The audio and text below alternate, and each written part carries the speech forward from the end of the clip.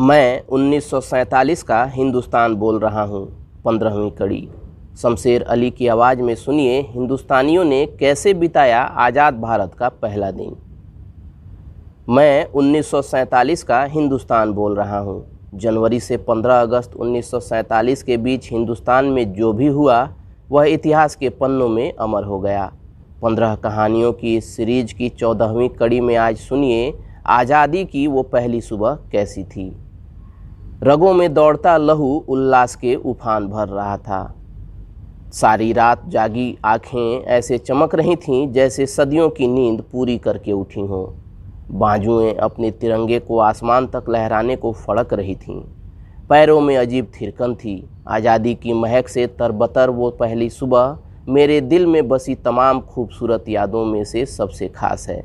मैं अपने बासिंदों के साथ झूमता गाता तिरंगा लहराता उस एहसास को पूरी तरह जी लेना चाहता था जिसका बरसों बरस से इंतज़ार था। सुबह के 8 बजते बजते गवर्नमेंट हाउस जो पहले वायसराय हाउस कहलाता था लाखों लोगों से घिर चुका था।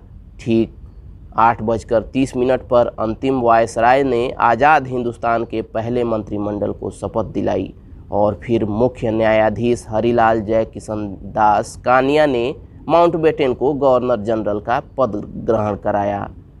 सुबह के 10 बजे संविधान सभा की बैठक में डॉक्टर राजेंद्र प्रसाद ने अलग अलग देशों के प्रधानमंत्रियों और राष्ट्रपतियों के शुभकामना संदेश पढ़े। कुछ देर बाद बंदूक से फायर होने की आवाज़ के साथ ही संविधान सभा कक्ष की छत पर तिरंगा लहरा दिया गया। उधर बापू इस जश्न से दूर कलकत्ता के बेलिया घाट में उपवास पर बैठे थे। हालांकि दोपहर होते होते कलकत्ता के भयंकर दंगाग्रस्त इलाकों में शांति और भाईचारा कायम हो गया। इससे बापू को शांति मिली और उन्होंने 30,000 लोगों को संबोधित करते हुए कहा, हिंदू मुस्लिम अब आपसी दुश्मनी का जहर भुलाकर दोस्ती का अमृत ग्रहण करें। इधर शाम के 5 बजने वाले थे और इंडिया गेट के पास प्रिंसेस पार्क में 5 लाख लोगों का जनसैलाब उमड़ चुका था, क्योंकि यहाँ आज़ाद भारत का पहला सार्वजनिक कार्यक्रम होना था जिसमें तिरंगा लहराया जाना था। नारों और जयकारों से आसमान गूंज रहा था। बैंड बाजे पर बज रही देशभक्ति के गीतों की धुनें जोश भर रही थीं। आलम यह था कि माउंटबेटन और एडविना की बग्घी भीड़ में फंस गई। माउंटबेटन ने वहीं से चिल्लाकर तिरंगा लहरा देने का आग्रह किया।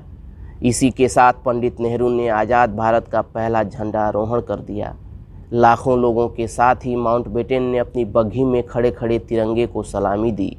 खुशी में हजारों महिलाओं ने अपनी गोद के बच्चों को आसमान में उछालना शुरू कर दिया। नाचते गाते लोग सुध-बुध खो बैठे थे। रात होते होते दिल्ली का आसमान आतिशबाजी की रोशनी से ढक चुका था। पूरे देश में आज़ादी का जश्न चरम पर पहुंच गया था। अपने करोड़ों बच्चों की खुशियां देख मेरी आंखें भी चमक रही थीं। ये जश्न, ये खुशियां, ये यूं ही बरसती रहें। जय हिंद।